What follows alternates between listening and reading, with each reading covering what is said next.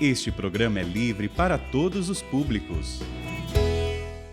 Que bom nós estarmos mais uma vez reunidos no nome do Senhor, em torno da sua palavra, para ouvir a voz desse Deus que nos alcança, que nos toca. É o programa A Bíblia no Meu Dia a Dia. Que bom que nós estamos pegando cada dia mais gosto pela palavra de Deus e deixando com que essa palavra transforme todo o nosso ser, ilumine o nosso viver, dê sentido a tudo aquilo que nós vamos experimentando e vivendo. Eu quero convidar você a estar atento ao que o Senhor quer falar ao seu coração. E uma forma de mantermos-nos atentos àquilo que o Senhor fala e revela é a ação do Espírito Santo na nossa vida. Vamos suplicar o dom do Espírito Santo para que nos conduza no texto sagrado que nós vamos meditar hoje. Em nome do Pai, do Filho e do Espírito Santo. Amém. Vinde, Espírito Santo, enchei os corações dos vossos fiéis e acendei neles o fogo do vosso amor. Enviai o vosso Espírito e tudo será criado e renovareis a face da terra. Oremos, ó Deus que instruíste os corações dos vossos fiéis, com a luz do Espírito Santo. Fazei que apreciemos retamente todas as coisas, segundo o mesmo Espírito e gozemos sempre da sua consolação, por Cristo Senhor nosso.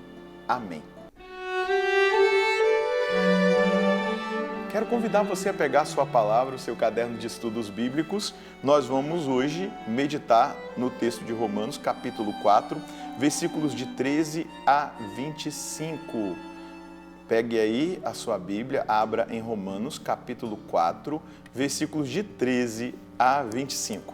Vamos escutar o que está escrito no texto e, a partir da inspiração do Espírito Santo, colher o que Deus quer falar conosco hoje. Não foi por causa da lei, mas por causa da justiça que vem pela fé que Deus prometeu a Abraão ou à sua descendência ser herdeiro do mundo. Portanto, se forem herdeiros os que se contentam com a lei, a fé é esvaziada, a promessa fica sem efeito, pois a lei produz a ira, onde não há lei, também não há transgressão. Por conseguinte, é em virtude da fé que se dá a herança como dom gratuito.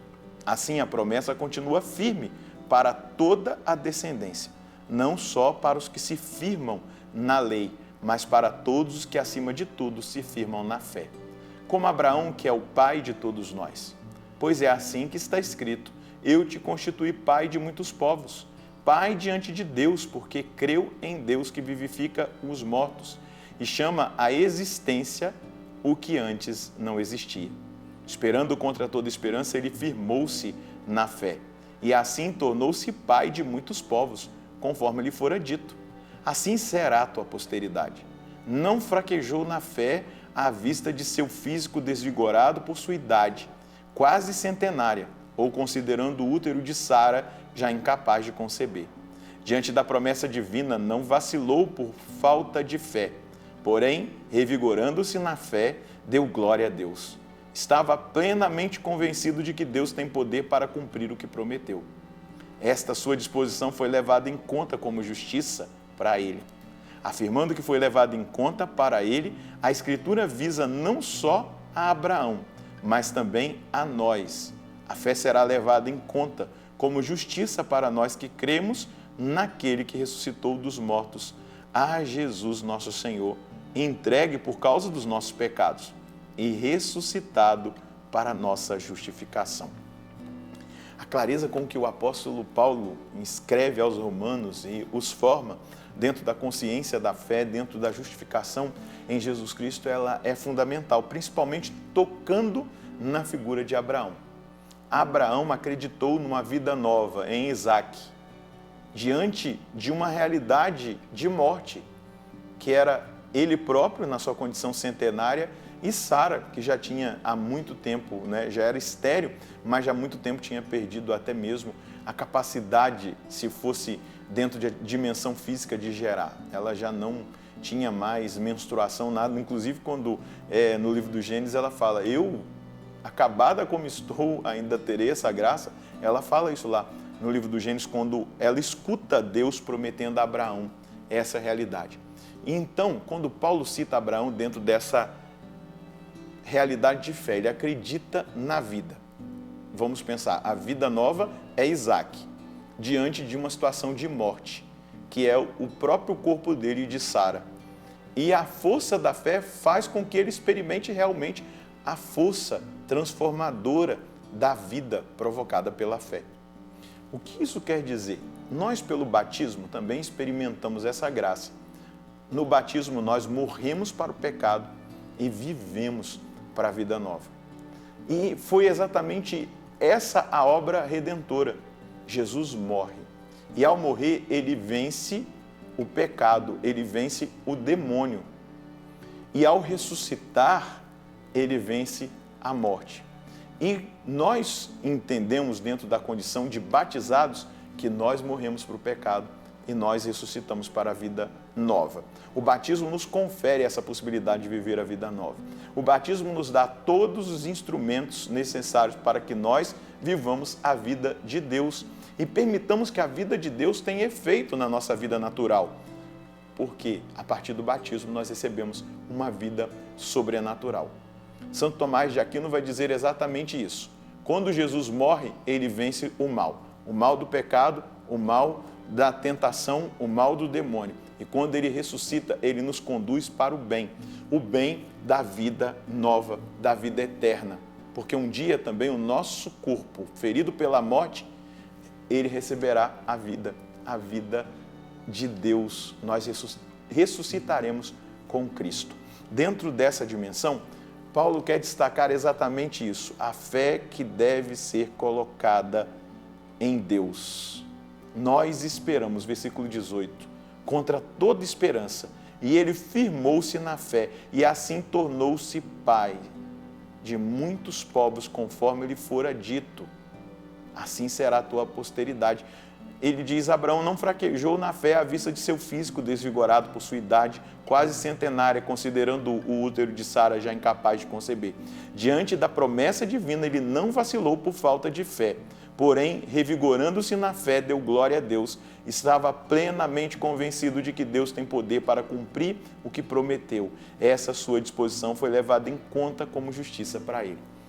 Veja só o testemunho de Abraão, aquilo que Jesus fez por nós e o que nós precisamos fazer a partir de agora, colocando e depositando a nossa fé. A nossa fé será levada em conta. Nós precisamos entender que aquele que ressuscitou dos mortos a Jesus, nosso Senhor, que entregou Jesus pelos nossos pecados, também nos ressuscitará na nossa justificação. Isso é importante que a gente assuma, porque às vezes a gente fica olhando para tanto desafio, para tanta dificuldade, para tantas situações que nos cercam, que podem minar a nossa fé. Mas o nosso coração precisa estar nesse mistério. Por isso que nós celebramos todos os anos esse mistério da paixão, da morte e da ressurreição.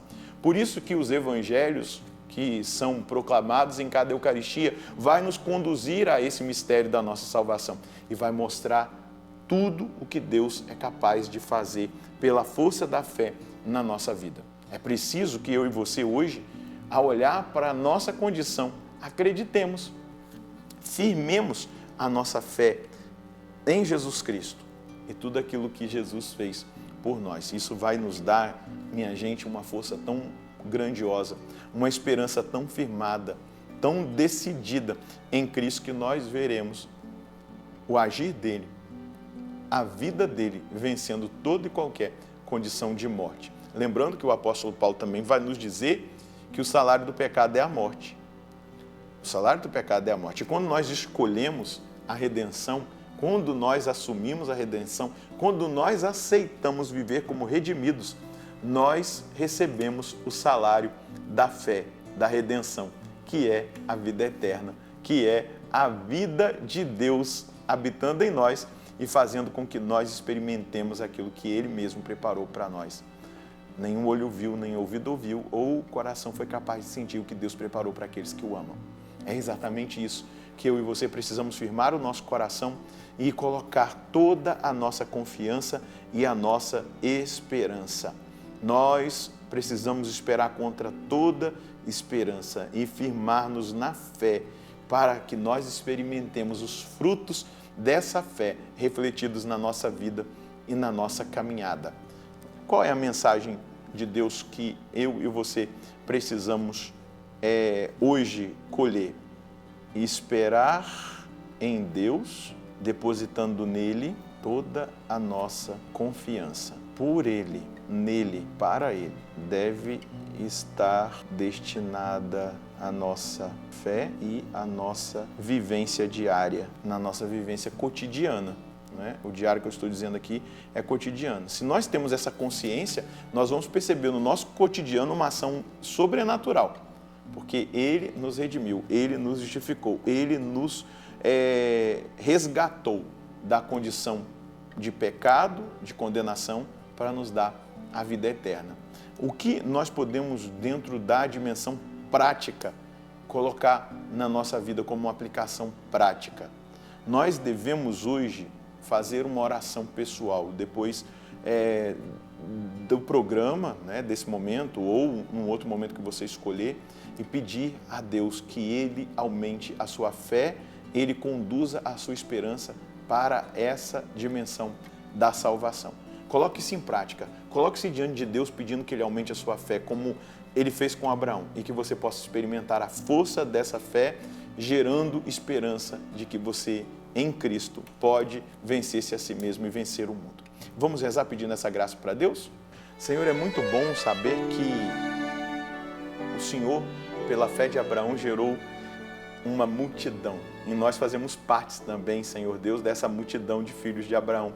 Filhos na fé, não simplesmente da lei, porque antes de experimentar a lei que o Senhor entregou por Moisés, o Senhor justificou Abraão pela fé. A fé que Ele depositou em ti. Olhando para a condição dele, olhando para Sara, era impossível, mas ele não se desesperou, mas ele esperou em ti. E é esse o movimento da sua graça na nossa vida hoje. Um chamado, Senhor, especial a esperarmos em Ti, a confiarmos totalmente no agir do Senhor na nossa vida. E eu estou suplicando isso agora por mim e para os meus irmãos, para que nós experimentemos esse agir sobrenatural do Senhor em nós, que nos faz acatar, nos faz viver, nos faz esperar, nos faz confiar e nos faz olhar além de nós mesmos, além daquilo que nós enxergamos com os olhos naturais, o sobrenatural. E no sobrenatural nós já sabemos, o Senhor venceu o pecado, o Senhor venceu o demônio, o Senhor venceu a morte e também nós sabemos que no Senhor nós seremos mais que vencedores. Na força da ressurreição do Senhor, nós vamos sendo conduzidos ao bem e à bondade. Muito obrigado por esse grande dom e por essa grande oportunidade de estar na sua presença, conduzidos pela sua palavra, tendo plena consciência de quem Tu és, de quem nós somos e de tudo que o Senhor reservou para nós. Muito obrigado, nosso Senhor e nosso Deus. Vamos caminhando nessa certeza de fé, nessa esperança que vai modelando o nosso comportamento e vai nos tirando daquilo que é meramente humano e nos fazendo capazes de ter uma mente iluminada pela fé, de termos uma mente sobrenatural. Que Deus possa conduzir o seu coração dessa maneira. E eu tenho certeza que você verá o favor de Deus acontecendo na sua vida, como Abraão viu e experimentou. Que Deus abençoe você e a sua família e que nós nos encontremos no próximo programa, se Deus quiser, no nome do Pai, do Filho e do Espírito Santo. Amém.